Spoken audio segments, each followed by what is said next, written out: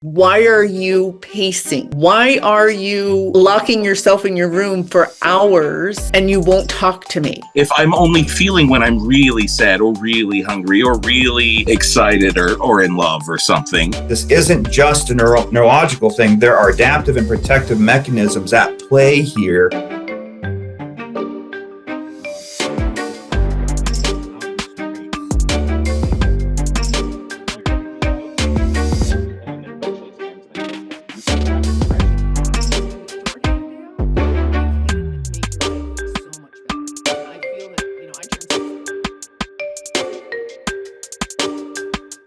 Hi, I'm Scott Simpson. Welcome to Neurodivergent Connections, a new YouTube channel with three people in middle age or later who each have a different flavor of mind, and we're going to take on some important issues. I'm an AuDHDer and solo dad, entrepreneur, trying to make the best of my life. Also on the line is Greg Fuqua, who is a licensed mental health counselor. Welcome, Greg. Thank you. Glad to be here. And of course, Mona Kay, social worker and PhD and host of the Neurodiverse Love podcast, joining us from the United States of America. Hey, Mona! The one thing that we will always have on this channel is lots of laughs. Yeah, but we also get real and talk about what goes on when adults get into relationships with each other. And sometimes if they don't know about the neurodivergence that may be involved, things can go kind of screwy. And we're here to handhold you through some of it and make life better for everyone. In fact, last episode 1 was kind of free-ranging, rambling, getting our thoughts together. Greg, you've been doing some more thinking and putting some precision to us. What have you come up with? Yeah, I'm not sure if it's precision, but it's definitely, some ideas about where are we working from? What are we doing here? What do we want to do here? What is this about? Which is the first one I came up with is neurodivergence reclaiming our narratives of ourselves, of our experience. Okay. So that being number one. And number two is sharing those experiences and creating a community of dialogue around those experiences, which are very diverse and very varied. Very, very, very, very varied. Sorry. And then of course, there's these relational components, which we're all interested in, which is helping neurotypicals and neurodivergents find more acceptance, understanding, and bridging our differences, and creating more normalization and harmony in neurodiverse relationships. And so those are kind of the four I came up with. I love them all, Greg. I say we stick with all of them. What about you, Scott? I think those ingredients have the makings of at least 2 seasons of this channel. There's so much to explore because you put any two of those 4 together and go, how do they work together? Reclaiming your identity in a relationship, I can think of that. We could talk about that for an hour about what can go right and what can go wrong with that. When somebody says, I figured out who I am and I'm not who you thought I was. Right. That's something we could explore. I'm down with all of that. I think we can help each other. We can help people in the autistic, ADHD and beyond communities appreciate what neurodivergence means through reclaiming our identity, not just saying, hi, I am constructed and live in a way that a certain set of professionals who aren't like me have described as this. But there's also, hey, other people who are kind of like me, what's it like being us? Yeah. So bringing the actually autistic thinking into the conversation, because the people who made the diagnosis are from the dominant neurotype. The people who are creating the treatments are from the dominant neurotype. The people who are a lot of the supposed experts are either from the dominant neurotype or get along really well with the dominant neurotype. Like, there's some celebrity autistics who just seem to not really reclaim our identity, but keep us stuck in the idea that it's a pathology, that it's, something that you have. But I think a lot of us are realizing it's not, it's more than that. It's something we are. It's how we are. It really is a different way of experiencing the world. And I think a lot of people who will land on this channel are at a place in life where they are still a ways away from figuring that out. They got told they're a certain way and they're trying to come to grips with that identity before they can yet say, like, I figured out what I am in this big thing. Yeah, totally agree, Scott. And I think the challenge is, I mean, I'm 60. You guys are much younger than me. So I think when you find out in later adulthood that you are neurodivergent, there is a grieving process, but there also is an understanding that allows you to be fully who you are. And I've gotten to the point where I am totally who I am. And those people that are in my circle, my friends, my family, they accept my quirks and they understand my emotions and all kinds of other things that I feel very deeply. And so today we're really going to talk about two really important topics, right? So we're going to talk about alexithymia, which somebody will define for you. I'm going to maybe ask Greg because he's great at the definitions. And then we're also going to talk about sensory issues or profiles. So why don't we start with the alexithymia conversation? Greg? Forget about the statistics if you've ever seen any on alexithymia, because this is yet to be defined and has yet to have criteria in a clinical way. And even if it was, it would be off anyhow. Okay. Because again, it probably would come from a medical model or the thought of pathology or from a neurotypical perspective of this is what's wrong with neurodivergence and their emotional lives. And yeah, we're going to define it by what they can't do. Right. So we've got to start there by saying, number one, it is yet to be defined. I am going to give you my opinion on it in terms of my personal experience with it. And I believe I have it to a degree, and also my clinical experience because I work with it every week with my clients. So what I see it as, and so alexithymia is a Greek word, which means no words for feelings. It's not a bad way of thinking about it, but the way I think about it is an emotional processing issue, okay? And it can range from emotional intensity to emotional dysregulation, like shutdowns and meltdowns, but also can be seen as sort of, a lot of irritability that comes with alexithymia because there's this disconnection, this misunderstanding of where am I at, what am I feeling?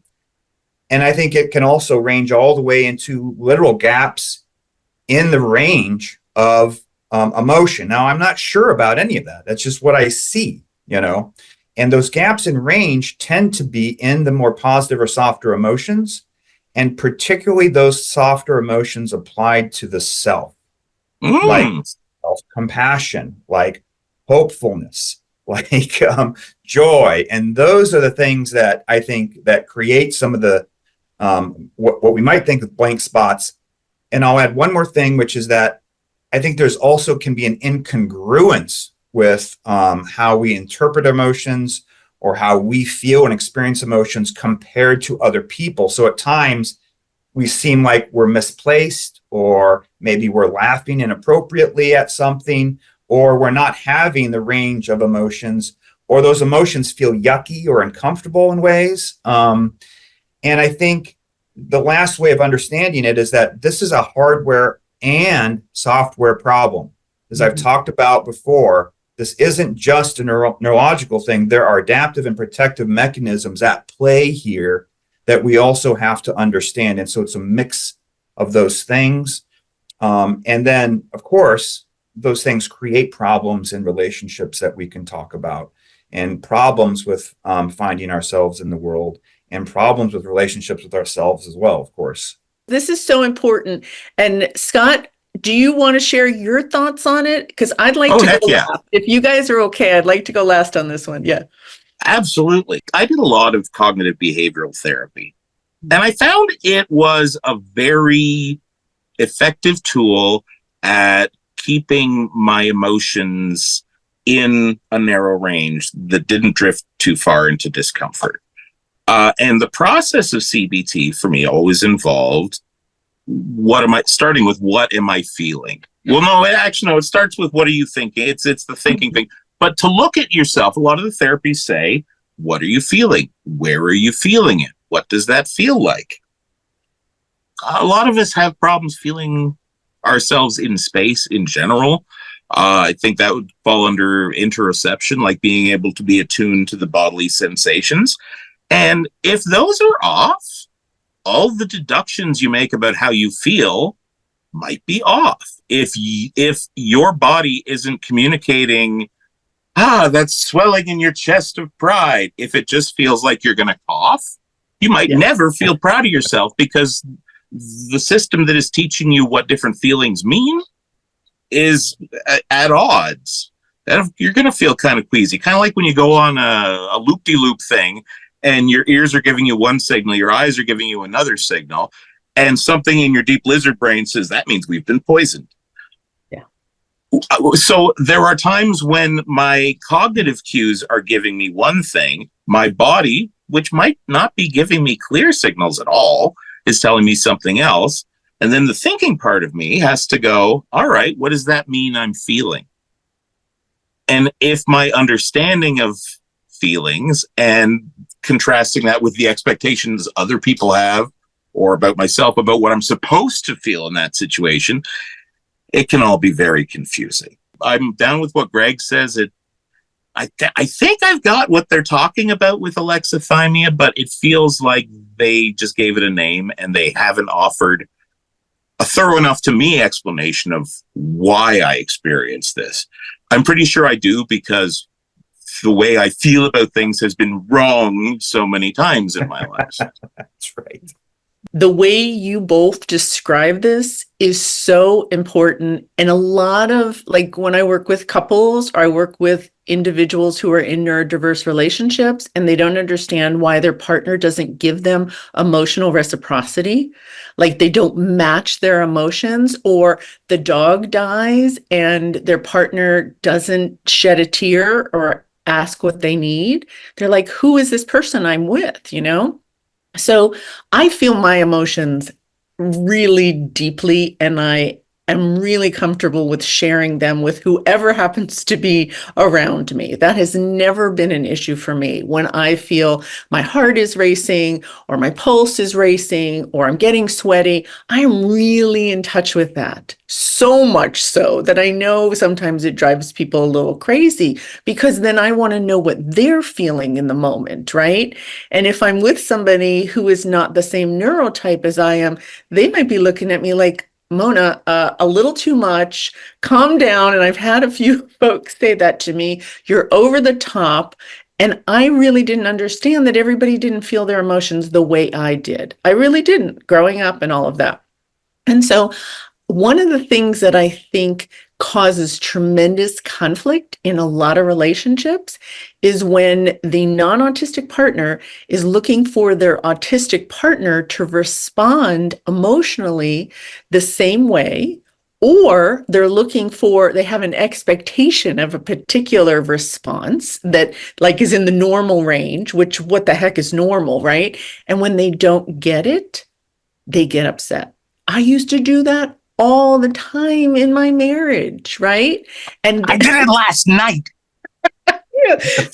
So not only was I emotional to begin with, my emotions weren't being received the way I expected them to be received, and I wasn't getting the feedback or the hug or whatever. So it just charged up my emotions even more, and it made me really negative, to be honest with you. It just made me really negative, and I think difficult to be around and difficult to live with. So you guys are shaking your head. You've experienced a little bit of this yourself? My girlfriend was mad at somebody she has a business relationship with who changed the terms of something. And it was basically like, he wants an invoice. I said, so you could write him an invoice. But apparently writing an invoice is the worst thing ever. And he's a terrible guy. And she's furious. And all she wants is for me to be furious. But all I want is, like, why is this a big deal? And I know, and she knew, because we talked about it last episode, and I put a clip about it on the internet. That when I start asking things like that, when she's in that state, nothing good happens. Nothing good. So it's constant learning. Right. So let me ask you this, Scott. What could you have done now that you've done the little analytics or you've analyzed it a bit? What could you have done differently that maybe would have elicited a different response from your girlfriend? I don't know, because when I re-rehearse that part, the part where it goes off the rail is somewhere after I realize, oh, she's mad. And she's probably run through a few people already before getting to me. Right. She needs something. I know what I'm likely to offer. I know that's not right, but I don't know what the right thing to do is. And if I do, I don't know if I can draw that out and deliver it authentically and not look phony, you know? Like, it hurts me to see my loved ones being really upset, and just knowing that like anything that comes out of my mouth is based on history, likely to aggravate it. And so I'm like, I try to listen. Just listen, and try not to ask too many more. Like, why might you feel that way? No, you're not a psychologist. I don't know. Is that the trauma piece there, Greg, where so many things have happened in the past where somebody with intense feelings is in front of you, and like, there's no consistency in what has worked, if anything has ever worked? Yeah, I mean, I think it could be. I think there's a lot of potential factors here, you know. So number one is that I think,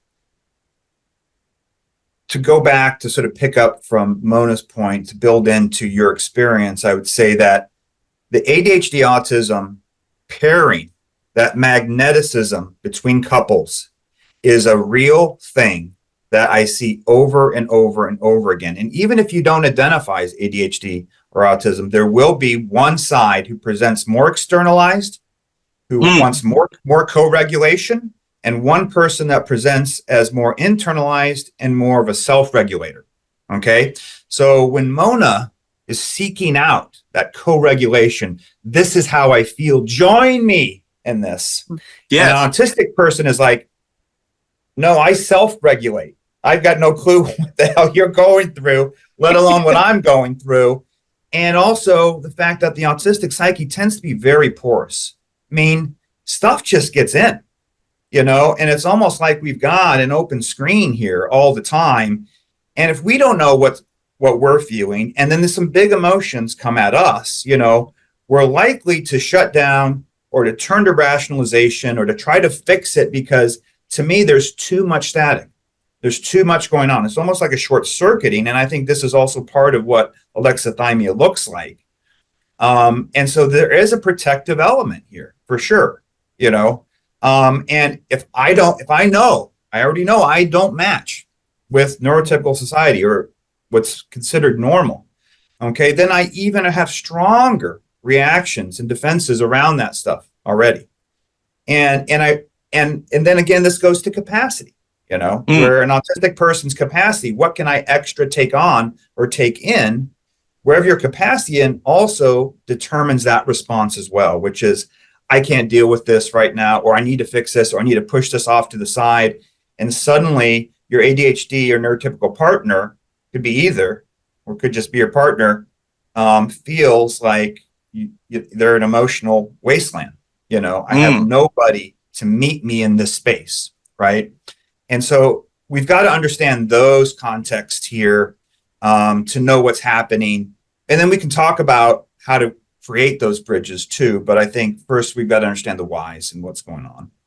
Now I do understand more, and I realize that when I'm super emotional, that my family member, friend, or partner who is autistic or autistic ADHD cannot oftentimes process what I am sharing. I know it can be overwhelming. And so I have to pause. I have to calm myself down. And we talked about this on the first episode. The other thing that I think is really important for the non-autistic person to remember, if your partner has alexithymia, they're not trying to ignore you. They're not trying to hurt you. They're not trying to not give you the emotional reciprocity that you're looking for. They're actually trying to figure out probably what you need, as Greg and Scott have talked about. They don't want to not give you what you need. But I think knowing that your partner has alexithymia can be a game changer, however you describe it, however you view it. And I think sometimes it's going to be helpful to have a conversation with a third party who understands it, like you, Greg, a coach or a therapist, because I think it's kind of like a spider web to unravel how to work together when you love each other and you just are wired so differently around emotions and feelings. So I'm wondering if you guys have some thoughts on, experiences you've had where it's worked out, now that you have more insight and you know more about yourself. I think knowing that I process things differently is a big help to me, and it just takes away some of the guilt of not having the right thing on tap to say, and that my way of thinking of things is legit, because I've my compulsion to be honest and authentic and correct gets me stuck. And can I give an example here? Please. That I answered this on Reddit recently. Somebody posts, "Hi, my girlfriend and I have been together a short period of time, but tonight she told me that when I said I love you, she has to mentally check to make sure she still feels that before saying it, because she often has trouble recognizing her emotions and when they change due to her autism. I'm overthinking about this, so I was wondering if anyone has perspective." So I said, sounds legit to me, because I saw somebody reply right away, "No, he's giving you all the answers you need. Kick him to the curb." And I'm like, wait, no. Sounds legit to me. I appreciate that it sounds bizarre to have said to you, but having been the guy saying that stuff, it's real. Many of us also have demand sensitivity. And I don't mean demand like a bossy demand, just something that requires us to focus right now and with ability and expectations attached to that demand. She doesn't want to deceive you, because truth and integrity are huge values for many of us. So her brain says, well, we're not going to lie, and we're being forced to do this right now with no time to think about it, out in the open. Gut check time, literally, because we look at our guts, and a lot of us have gut issues, which might be connected, I don't know. Our second brain is giving us weird signals. Yeah. And we look inward expecting some bodily sensation to answer the question of whether I love, because you just feel it, right? You just feel it in your heart. If you don't feel things. I feel it. But if you don't, right, then you're like, maybe I don't love her. And that has got me in buckets of tears with people before, because they'll ask me and I'm like, I have every reason to think I do. But there's something in me that I don't feel that everything in the world has led me to believe I should. So do I? And ladies don't like it when you say that. No, we hate it. I think most people don't like it when you say No, it. I know. Especially if you're married, Scott, or you've been in a long-term relationship. How do you not know whether you love me today? I know, I get it. I've had this conversation with men that I've been with who are autistic. You can say you love me, right? And if it changes, will you tell me? But if I ask you if you still love me, I'm putting you on the spot, and you may not respond in the way I want you to respond, and then it turns into an argument or a fight or whatever, right? Okay, this is the conundrum. You had an amazing guest on your podcast, by the way, to cross-promote Neurodiverse Love with Mona Kay podcast. Pick it up today. Yeah. You had an episode, the one that launched the week that we're recording this, with the lady who did the games people play thing. The "Do you love me?" And apparently it's a setup for a game back and forth between two people where, of course, darling, I love you. How much do you love me? Oh, to the moon and back, dear. I couldn't love you more. I love you too. You too, Pookie. You too, Schnookums. And apparently that's a game that nobody teaches autistic people is a game. And so we get them, how much do you love me, dear? She's just expecting this game. Uh-huh. I'm like, oh shit, a test. Scott, this is a life-changing conversation for some of our listeners because it doesn't make sense to me. I'm telling you right now, what you're telling me does not make sense to me logically, but I understand it now. That's the difference.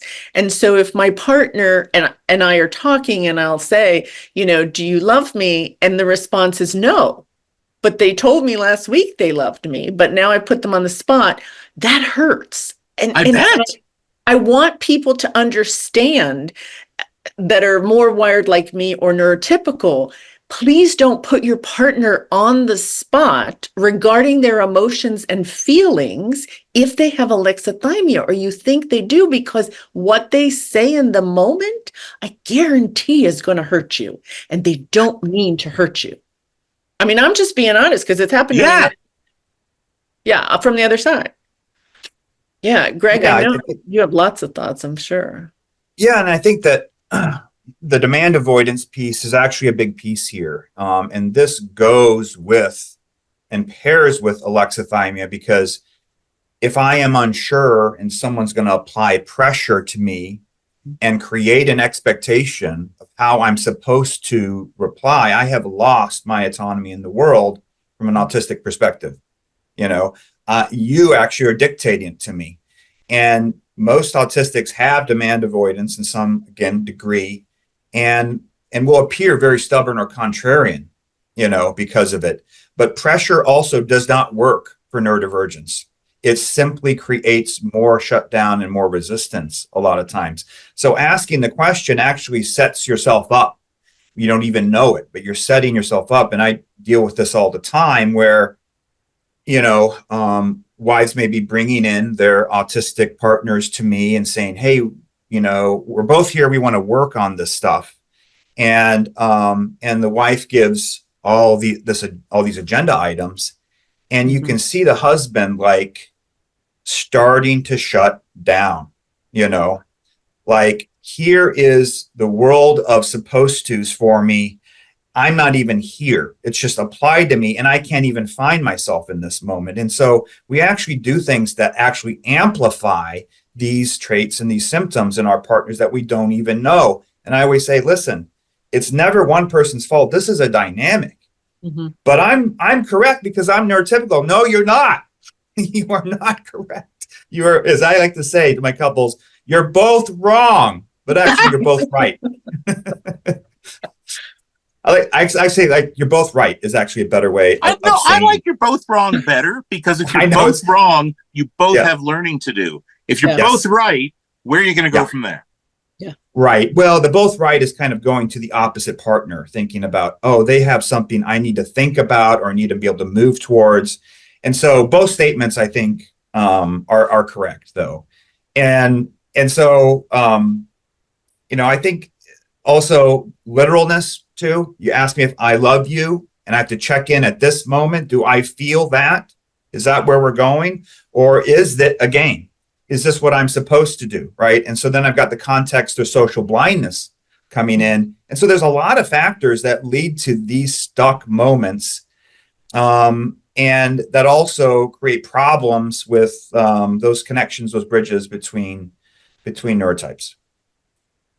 Agree 100%. So how do we create the bridge, right? How do we create the bridge for the non-autistic partner who is just dying sometimes for that emotional reciprocity, dying for that emotional connection, dying for the physical touch that they might be seeking because they're emotional and having a lot of feelings regarding whatever? How do we bridge it? And one of the things that I've learned is never, ever, ever to put my partner on the spot regarding feelings or emotions. Never. So if I'm going to have, and I'm not good at it, I mean, I'm not, but I know that if I do, I am going to get a negative response or no response. Okay. And the negative response oftentimes is very quick and very blunt and not very nice. And the tone just, gets me more emotional. And if there's no response, it feels equally as difficult for me to process. So for me, those conversations are better over text. That's just me with, a partner who's autistic, because that gives my partner an opportunity to think about things. I also am really big now into memes.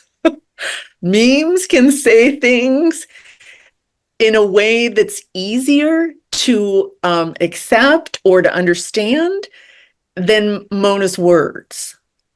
Does any of that resonate with you guys? Yeah. Yeah. Memes are good. If they're memes that have something to do with one of my special interests, throw a couple of those, and that'll usually bring me out of the cave after a while.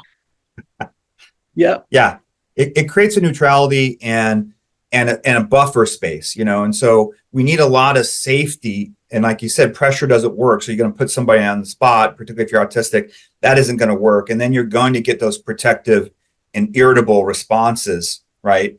And those are the things that create a lot of, difficulty in those relationships with alexithymic traits, So the other part of this is, as I mentioned, we mentioned before we started recording, was a couple ways of understanding alexithymia that I want to broaden into a little bit. So number one, the way it presents in men and women can be a little different. Okay. And again, there's not sort of just strict categories and parameters around this.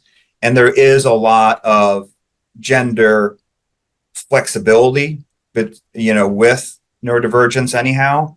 But to me, women tend to present with more emotional intensity and emotional overwhelm when they're alexithymic. Okay. So they look like they're out of control all the time. Their emotions are so big. There's so much drama. And this is why so many autistic women get misdiagnosed with borderline personality disorder. Please listen to this. Please. Okay. And I even see this with my transgender clients that are particularly male to female. Okay.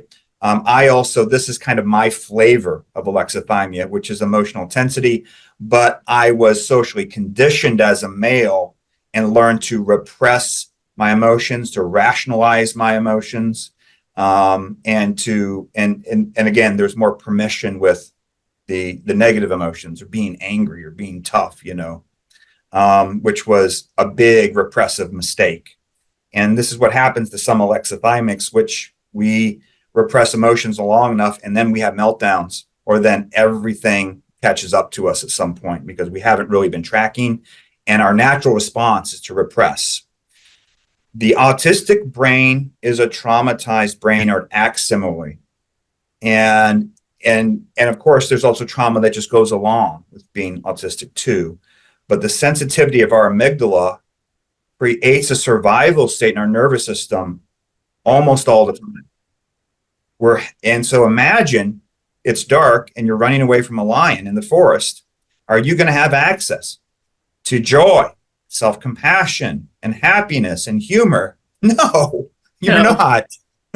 And so this is another way of understanding the blending of sort of hardware and software, and neurodivergent adaptations are strong, man. We adapt strong. I mean, it becomes sort of black and white. We are not getting hurt like we did in the past ever again. It's never going to happen, right? So for men, I think it looks more like rationalization, more repression.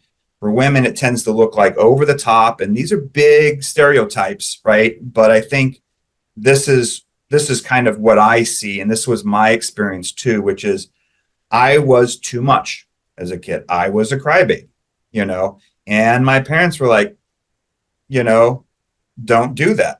Get away from us. You're too much. I'll give you something to cry about. Yeah. And I learned very quickly that I could not be that way. And then, of course, I got teased and bullied very quickly for it too. So, I was like, I need to get my butt in line. And so the next 40 years, I repressed my emotion, never cried. And then getting to work with an affect-based therapist radically reclaimed myself in my emotional life. So, Mona, when you talk about what do we need to do as couples to bridge these things, well, you already pointed to it, which is for you, it's to learn self-regulation. And in that way, you're mirroring or learning and growing with your partner. Your partner becomes a source of inspiration, a source of learning. You know what? They self-regulate really well. I need to learn that too. And then for a lot of times for the autistic partner, we have to also bridge that gap a little bit too by learning to co-regulate with somebody, learning to understand what the emotional context may be here, to be able to understand our partner's needs that look very different from ours, very foreign from ours, and how to figure that out. And so there's, again, you're both wrong and you're both right. You need to learn how to, move closer toward one another. And the more both of you can do that, the more that reciprocity comes, and the more you can build off of those kind gestures toward each other too. And I think that's kind of where a lot of times I kind of start my couples, which is looking at how, they're bumping into the sense of I'm right and I'm better and you're wrong and you're worse. No, you're wrong, right? And instead of really seeing each other as these sources of learning and of bridging. And once we both do that, things start to get better times two. Absolutely. I totally agree. And some couples don't want to do the work, Greg, and Scott, they just don't want to do the work. One does and the other doesn't. And if your partner does not want to do the work, please give them space first, because I think it can be really, really challenging. This is just my thought as somebody who's experienced it with a partner who has alexithymia. It can be really difficult to be open to growing and learning and changing, especially when you've had all these adaptive ways of functioning to protect yourself, right? So it's going to take a while. But if your partner says, no, I'm not going to change. No, I'm not going to learn. No, I'm not going to grow. No, I'm not going to be there for you when you're sad, emotional, need a hug. I can't do that. I think that's really important information. It's data for you to process. And I think that helps you decide, is this the most compatible partner for you moving forward? Because, I'm like the poster child for, a mixed neurotype relationship that didn't work out after 32 years. I mean, that was a hard decision for both of us to make, to end the relationship, but we weren't compatible. We weren't working together, and so all it was going to do was cause us both so much stress, and we were going to continue to hurt each other and suffer. Who wants that? So I know it's a hard decision to make, but sometimes you have a partner who isn't willing to grow and learn. I think if the door is open, if it's not totally hopeless, and you're willing to stick around and keep learning, even if your partner is not there yet, there's a lot you can change by. Pardon me. Get it? There's a lot you can change by just changing yourself, and to Greg's point about how do you start bridging that? Make it safe and own your own shit. Like, take care of your own business, know what is yours to manage, take a look at what you can do, and make the safe environment for your partner. You're not going to squeeze them in. You're not going to be able to call them into a meeting and sort it all out, especially on the spot. Mona, you do a great job letting people know about things by text in advance. It's like, hey, tonight we need to have a talk about the litter box. I'm not mad, but this needs to be handled. Maybe bring some ideas. And it's like, okay, I can chew on this without being afraid I'm going to get chewed on. We have a tool in the audio world called a noise gate. And let's say there's something, a constant noise like a fan, air conditioner, purring cat, whatever. I can say, only let sound that is above the noise get through.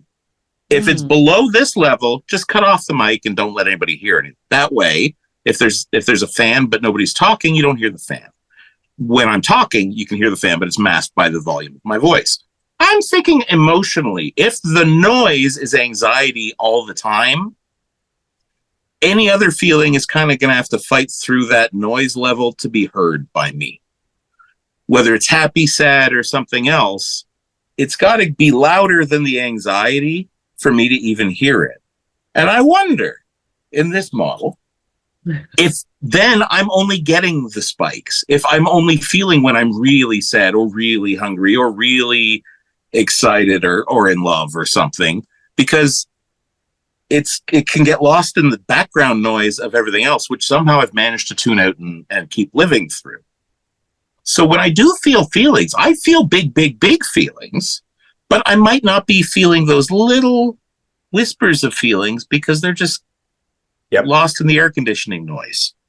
As I've become more okay with myself and understand the world a bit more and understand how I interact with it, as the anxiety has gone down, I feel like I can hear more of those whispers of feelings and I can find more subtlety.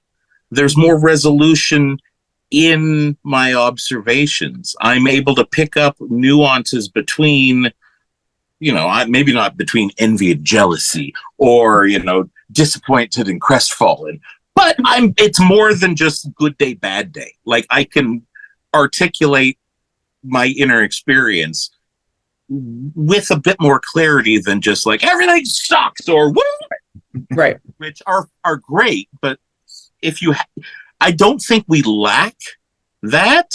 I don't think we lack the emotional range. I don't think we lack the ability to experience all the feelings. Just, are we tuned in? Can we hear them all? I think both of you have mentioned this, the idea that so many neurodiverse couples do not create a safe place for each other, right? And I'm not talking about physically safe. I'm talking about emotionally safe. I'm talking about being able to be your authentic self. So and I say this to couples all the time, if you grew up thinking that you were different and you were ridiculed and you were bullied and you were treated poorly because you were yourself, right? Then you start masking. If you're in a relationship with somebody you love, what is going to be the benefit of kind of letting your mask down and feeling all your feelings, right? If in the past, the programming was, you're going to get bullied, you're going to get hurt, you're going to be put down, you're going to be ridiculed, I would not feel safe. So couples that have not known that they were a neurodiverse couple for forever, like me and my ex, we didn't create safety for each other emotionally. And so how do you just turn on that safety, and how do you all of a sudden feel like, yes, I can share my true emotions with you and you're going to be a safe place for me to land? I think it would be almost impossible, right? And that's why a third party would be so important to help you create that container where you both can feel that you can be your authentic self and you're emotionally safe. Because if I'm constantly screaming at my partner every time they do show their emotions, when they start to be more conscious of them, oh my gosh, they're going to probably shut down again, right? Yes. Yeah. Dear, would you please sit down and tell me about your feelings? No, those are wrong. Those are wrong. Those are the wrong feelings. I'm raising both hands. I'm raising both hands on that one. I have been guilty of that. Yeah. Yeah. And then coaching them how they're supposed to feel, right? And in the midst of that person not even being sure about what they feel, yes. Now you're a danger. Now yes. You are a threat to 100%. My freedom, to my autonomy, for me being able to figure it out, because I'm under pressure. I'm being told I'm wrong, and there's some agreement with it internally. Like I am unsure where I'm at. Like this is too much. Am I wrong? Am I right? Is there something wrong with me? And so. Right. There's safety and connection a lot of times for ADHDers and neurotypicals in co-regulation, right? So seeking that out, there's safety and connection to ourselves being autistic. Those things butt heads all the time. One of the basic things that I do with a lot of the couples I see because they're in high conflict. And what they're doing is they're pointing fingers across the room at each other. Okay. They're saying, it's because of you doing this that I feel that. And then it's back and forth. And I'm like, we need to turn the fingers back toward ourselves. And you guys need to go to opposite sides of the house and you need more space for each other. You need actually more space and more time. And we need to reset and we need to be able to get with ourselves. And mainly because that pressure doesn't work. And also the slowest of the processors get to dictate the pace. They have to. There's no other way. Pressure doesn't work. Sorry. This is one of those points where I say the slower processor doesn't mean you're dumb. In fact, slower processors tend to be highly intelligent.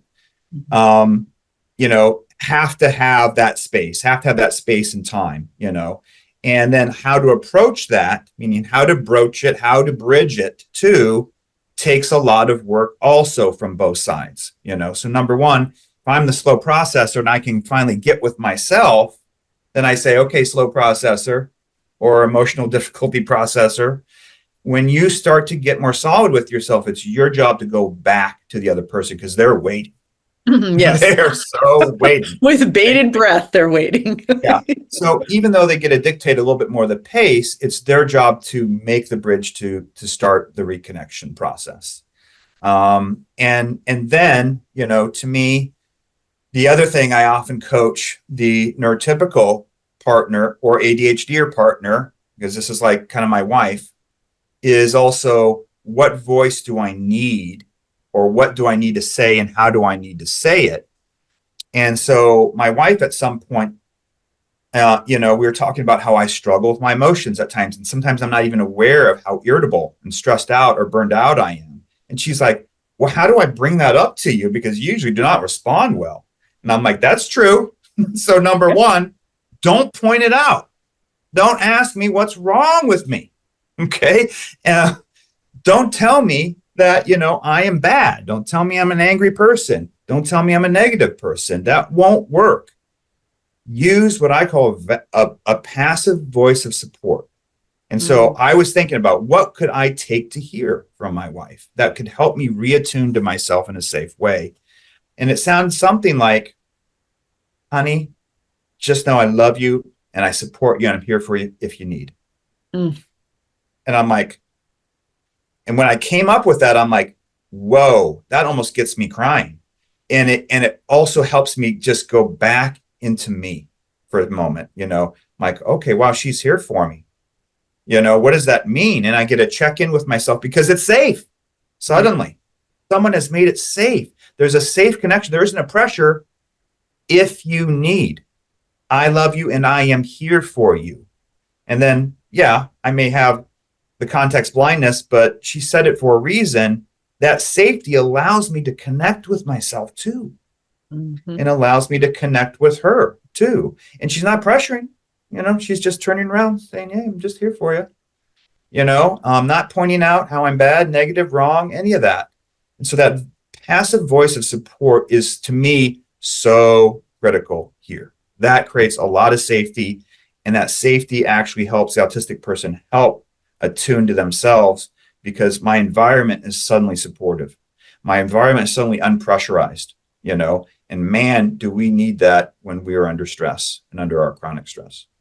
If you want an honest, authentic, well thought out, voluntarily provided answer from your autistic partner, give them that time, give them that support, knowing that like there's like a world of difference between I love you, I support you, and I'm here for you, when you're ready to talk, if you need me, that kind of thing. There's a world difference between that and you're in for it. Like get ready. Don't look forward to this because I got a lot to tell. Like, oh my God, you can really put somebody on edge or you can put them in a headspace where they're like, you know what? She might have a point. I should really think about this. Like if you make it okay for them to go away and process, you'll get better results than if you're like, tell me now, are we moving to Alaska or not? Okay, you guys, I keep raising my hand because you're speaking exactly what I did in my marriage. So You've been there. I 100%. So I'm on the other side. I'm like, what is wrong? Why are you pacing? Why are you locking yourself in your room for hours and you won't talk to me? What is wrong with you? Okay. I can't tell you how many times I said that, right? Are those video games more important than our family? Video games were an issue for me. And so, again, I'm going to speak to the non-autistic neurotypical partners and say, please hear what Greg and Scott are saying, because if you think back to all the times you attempted to get your partner to tell you what they were feeling with a not so safe way of saying, I'm here for you, instead of using the language that Greg came up with, which I love, Greg, and I'm going to write it down and practice that often. You're going to continue to get the same responses. You're going to continue to have challenges. You're going to have conflict, and you both are going to be very upset at each other. So if what you've been doing has not been working, try something new. And that's what we're talking about today, because if you don't try something new, you're going to continue to dig this horribly deep hole that's filled with lots of negative and lots of blaming and lots of judgment and lots of anger, right? And none of us want that. None of us want that. Yeah. No matter if we're ending our relationships or we want to continue our relationships, even if we're ending, we want to be able to be civil with each other. We want to be able to be friendly with each other, especially if we have children. So do you guys have anything else that you want to talk about related to alexithymia? Because I also wanted to talk a little bit about sensory issues too. Yeah, I'm good transitioning to sensory issues, and I think there's actually a lot of overlap here. Yeah. And I think understanding alexithymia helps you understand sensory sensitivities as well, and sensory self-stimulation as well too, where, right, again, the self-stimulation, you can think of self-regulating, right? And you can think of sensory sensitivities as also that poor psyche or that emotional intensity or the difficult in processing too muchness, right? And so those things go along. And then, as Scott talked about, issues with interoception, which tend to be a very common thing with neurodivergence too, meaning I'm unsure of what I'm feeling, why I'm feeling it. Am I hungry, tired, whatever. And again, I think there are adaptive and protective mechanisms at play here. When things are too much, or I want to reclaim my sensory world, I'm going to stim or do things that help me feel more connected and safe inside of me and with my body, and then the sensory overwhelm and sensory sensitivities are really important for both neurotypicals and neurodivergents to understand in terms of the environmental onslaught we go through. And it's like having 5 pebbles in your shoe all day long, but not knowing there are pebbles there. And I think that, part of the chronic stress neurodivergents go through is actually a sensory thing that we've gaslighted ourselves to normalize and ignore. And once I became aware of my autistic nature, I started going, whoa, this is why I get angry when someone has perfume on. This is why, I can't have my toes uncovered.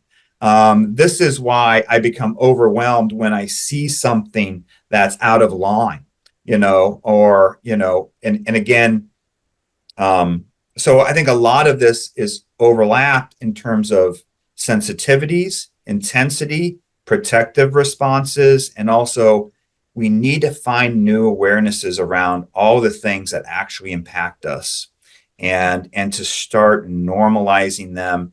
And also part of this is educating neurotypical social conditioning, neurotypical thinking of what should be normal and what isn't. And figuring that out is really empowering for both sides. Like my wife, no sense. she doesn't wear anything with scent, because if she does, I can smell it across the room, even with a lotion that she's used. I mean, I was playing disc golf the other day, and there was two guys playing a couple holes ahead of me, and I was getting so dysregulated because I could smell the guy's cologne, and that was from 1,000 yards away. And I was like, nah, couldn't concentrate. I'm like, why? They're ruining my nature experience here. So they're a big deal, and they have a big impact, and we need to create new awarenesses around them for sure. Absolutely. I feel like it kind of overlaps with monotropism in a way, or at least monotropism does a good job of summing part of it up. I feel a lot of the autistic experience is trying to get to an okay feeling point and staying there, like we're a gyroscope, and that anything that we're just trying to. Well, that's a neat view. I kind of like that. And the things that are additive to the input to the point of distortion are just too much. It's like yelling into a microphone. It's already loud. You don't need to yell. It just sounds crappy. And it's same with sunlight. Like when it's cloudy out, that's enough sunlight. More than that, I'm too much. It can be like that with touches, smells. The way our nerves are laid out are different, and so we experience it differently. The stuff that makes up our body and brain is different than some people's, and it results in some predictable things, like some of it's too much. Some of it's too much. The software that we run isn't designed to get this much input, and so we're doing our best to reject some of it where we can, and the stuff that gets through sometimes is just noise. And as I alluded to earlier, I've learned a bit about how to reduce noise in audio, and I sometimes applied that to myself. For years, I loved the idea of going to the fair, going to the end of summer fair with the midway and the rides and the candy and the screaming. But every time I went, I hated it. I had a horrible time every time. But in my head, it was like, it should be fun. So as soon as I found out about the autism stuff, I started looking through a sensory lens. I'm hot. I'm a sweaty guy. Walking around all day hurts my feet. There's so much daylight that it just feels like I'm just lurching everywhere. There's people, there's noises, the smell of diesel generators and greasy food. As much as I like it, it's a lot. And within a couple hours, I'm like, I hate this and I want to leave. Even as a kid, and it didn't make any sense why I'd ever want to go back, but just, it's also very colorful. It's also a lot of stimulation. There's stuff you don't get to see everywhere. It's very detailed. There's colorful characters behind there. Hey, Mac, you want to take your chance? But why did I hate it? So the next year I was going to go with my kid. And I said, this time we're going to take towels. We're going to take our time. If we're going to go from place to place through a crowd, we're going to stay close and take frequent breaks. Wear a hat, keep the sun out of my eyes. Oh my God, I had the best time. Wow. Same with going to concerts. Why do I love the idea of going to a concert but hate it when I'm there? It's because I'm sweaty. It's too loud. I need earplugs.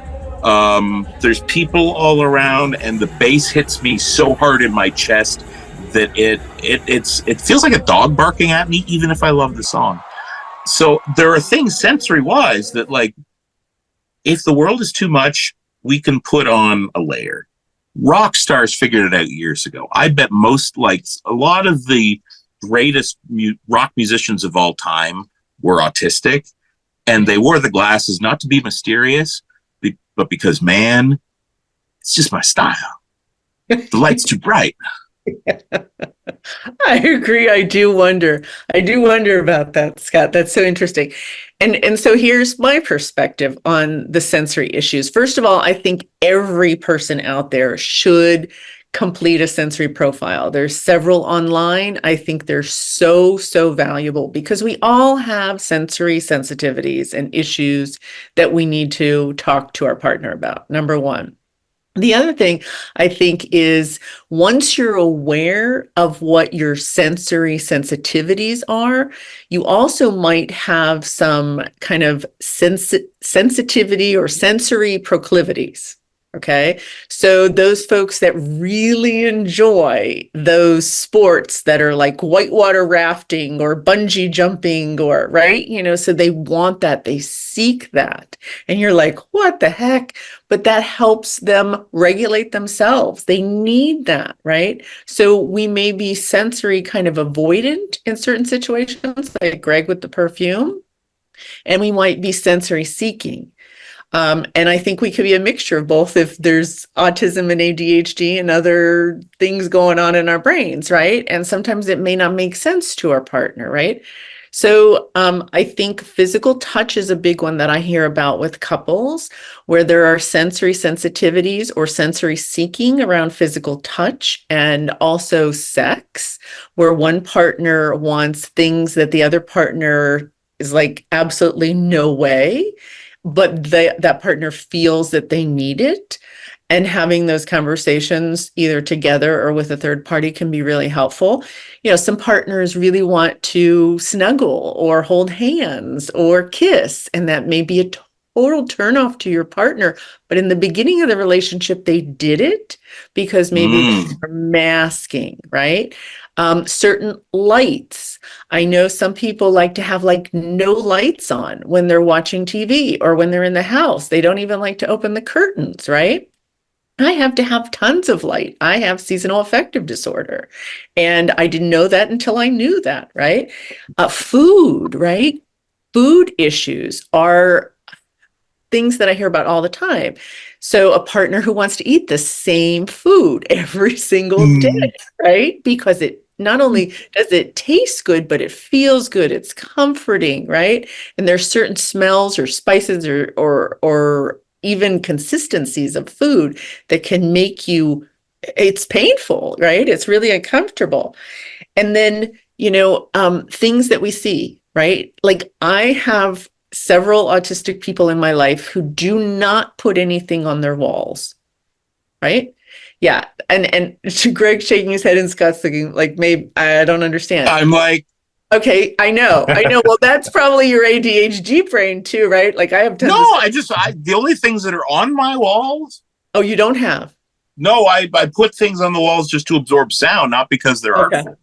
Okay. So one of the things that I heard, and I'd love your thoughts on this, is, having things on the wall prevents you from like creating your own images. Like it blocks out what you want to see, right?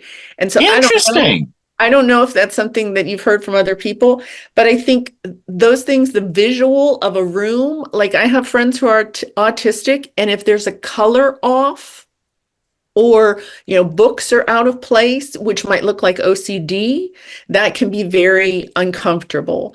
And then clothing, oh my gosh, right? The sensory sensitivities around clothing, whether it's certain types of clothes like cotton versus wool versus whatever, spandex, how tight they are, how loose they are. And I know a lot of autistic people say they have trouble regulating whether they're hot or cold. And so I'll see somebody outside who I know, is autistic with a hoodie on, right? And it's 95 degrees. Yeah, I'm the opposite. I have a towel everywhere, even in the winter.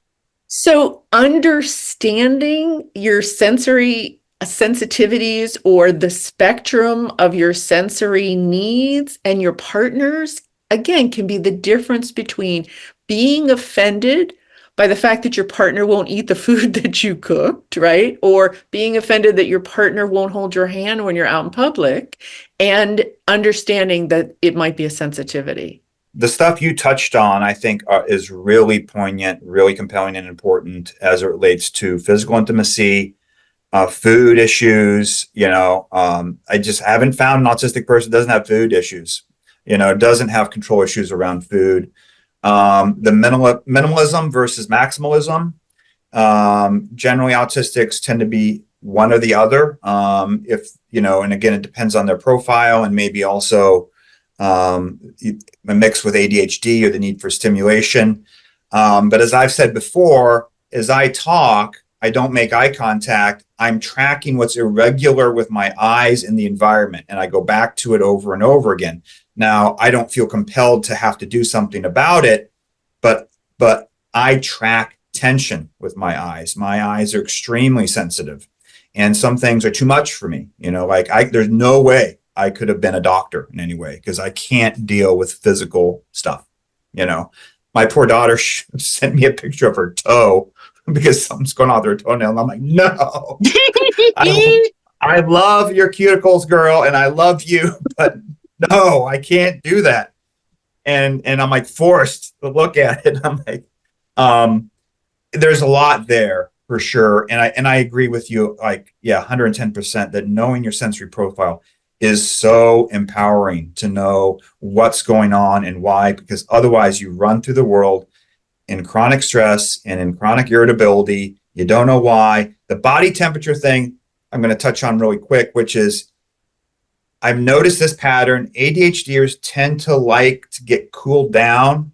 Now I'm not sure if that's always the case, but also I've seen a lot of sensitivity to heat, to anything beyond like a normal range, and I have some autistics that love winter, some autistics that love summer, and so there's a lot there with body temperature that kind of probably overlaps into clothing and other things too. But I think all those areas you mentioned, Mona, are really important. Really, really. When I was first going through the list of diagnostic criteria for autism, back when the ADHD stopped explaining everything, I was like, there's stuff that just isn't under there. So I was looking at the sensitivities, and I thought I didn't have that many. I didn't think I had that many sensitivities until I looked at how much I hate being hot, how like being overheated turns me just angry. Mosquitoes flying near my ear, bugs landing on me. Yeah. They're all okay. The only danger comes in when we look at somebody else and says, that's not my experience, so it's not real. Or I don't understand that, so I'm going to make fun of it for you. Yeah. I used to kind of make fun of people who didn't like certain noises or couldn't look at certain shapes because it would make them oogie. And I thought it was kind of funny to tease them until I realized, I'm that way too, so don't. Yeah. Yeah. And again, I'm raising both hands, Scott, because if it wasn't something that I was sensitive to, and I don't have a lot of sensitivities, a lot of sensory sensitivities, I would be like, why can't you just eat this? Why can't you? And oh my gosh, I've apologized to the people that I said that to because I didn't know.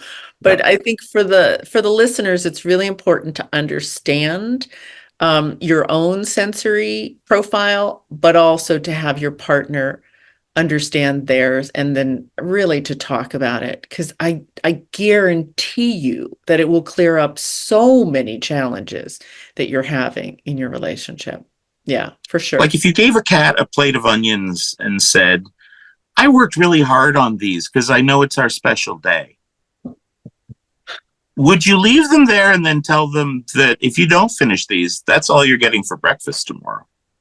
We would never do that. That would be crazy. So, and what's wrong with you, cat? What you've always been like this. What? I always go above and beyond. I'm the only one who even remembers. Or how about how many times I cook dinner and then my ex-husband would come home and eat the same thing every time. And I was like, what the heck am I doing? What am I doing? But I keep cooking this dinner, every night. And again, when we realize that there are patterns in our life and in our relationships that are causing stress, that are causing confusion, misunderstanding, anger, judgment, whatever, those are opportunities for us to pause and say, if we know we're a mixed neurotype couple, is this about our different wiring? Or is this literally something my partner is doing because they really want to hurt me? And when I started looking at things through that lens, Oh my gosh, it made such a difference in my relationships because probably 9.9 times out of 10, whoever was doing something that I didn't understand, chances are it was because I didn't understand and that I needed to understand so that we could get along differently and better usually. But you don't know what you don't know. And how many people out there do not know their own neurotype? And then if they don't Yeah. know their own neurotype, they certainly don't know their partners or their parents or their children's neurotype. Yeah. What we don't understand, we fill in negatively. It's just, again, it's the human trauma brain. It's the anxious brain a little bit. And what we don't understand kind of scares us, because we get lost, in that. And we feel, again, disconnected, feels unsafe. So that's really important. I'm going to pick up another thing that Scott mentioned earlier, which I think is really important. You mentioned the idea of monotropism around sensory sensitivities. And I agree with that. I think we can also explain it through kind of the sense of autistic inertia and also like autistic stuckness, like something gets in and we can't get it out or we get stuck in that state. I've got a client, he's like, I'm going to go to the movies, but if that person behind me starts eating popcorn, I may have to leave the movie theater because there's no way I can not hear it. And that dominates my experience, right? This thing gets in, it gets stuck in me. And so, those aspects of wiring with the environment, you can think of it this way, also create some of these problems and amplification of the problems that, again, from a maybe a more neurotypical perspective, you go like, what is your deal? I 100% did it. What is your deal? Like Scott, I think you talked about this when you were on my podcast and you said your wife said something like, what is wrong with you? There is something wrong with you. There's something wrong with yeah. you. I mean, that came out of my mouth more than once, I guarantee you, in my marriage. And so the lesson is from all of our relationships, please don't do that to your partner. Please don't, okay? So I know we went much longer than we thought we're going to go. And what we shared today, I hope is going to be really, really important to everybody that's listening. Scott, do you have any last thoughts? And then Greg, and then maybe we'll close out. I'll keep it short. Okay. If there's conflict between the two of you, whoever you are, if there's conflict and you love the person, make one of the things you do not hurting the other person. Like if you're mad at them, like just go, okay, let's pause and I'm not going to hurt them. I mean, that's somewhere we can start, right? Because it's so tempting to just leave a parting shot or say something sarcastic or mutter something under your breath or give them a look that you think is like, well, I'm not being overtly mean, but they're going to know. Well, you're not. The little boost you get from like, I got one more shot in. If you find out later upon reflection, like, oh crap, I saw that all wrong and they actually needed me when I was yelling at them, those extra shots are going to make it a little harder to get back to them and pick up on the good stuff. If you can't be perfect to each other, because no one can, at least take a second to not hurt the other person. Mm-hmm. Love it. Yeah. And I would say, again, simple message, which is we all need the freedom to be safe as ourselves. Everybody needs that. Yeah, I love those end messages. And mine is, I think I said this last episode. I realized that with my daughter, I can understand things and have patience and empathy and compassion for her in a way I never could with my ex-husband. And for me, in the relationships I've had since, I always think about how can I have more understanding? How can I have compassion? How can I come from a place of love and kindness like I do with my daughter in this situation? It has been a game changer for me, because I would never want to hurt my daughter, ever, ever, ever. I don't want to hurt my partners either. I've never wanted to hurt them in any way. But now that I understand neurodiversity, I can pause and I can say, how can I be kinder? How can I be more compassionate? towards myself and the person that I'm with. Yeah. So thank you all. This has been another great conversation. And I want to thank Scott for being our creative technical person, because he has done such a phenomenal job editing and doing whatever else he had to do with our first YouTube video. I think, I don't want to speak for you, Greg, but I know I was blown away. And I know that I could never do what you've done. So Greg's shaking his head. And I want to thank you, Greg, for bringing all your experience as a therapist and a coach to these conversations. And I really want to thank you both for just being really honest and open. I'm always honest and open on the Neurodiverse Love podcast. I don't know how to be anything but I think as more and more people feel comfortable talking about their neurotype, because they're hearing other people talking about it and feeling comfortable doing so, I think we're going to have more understanding in this world about neurodiversity. And that's what we're all about, right? Amen. Yeah. Thank you, Mona. Thank you, Go guys. brains. Yeah, and subscribe and tell us what you want us to talk about. And we thank you for listening and tuning in.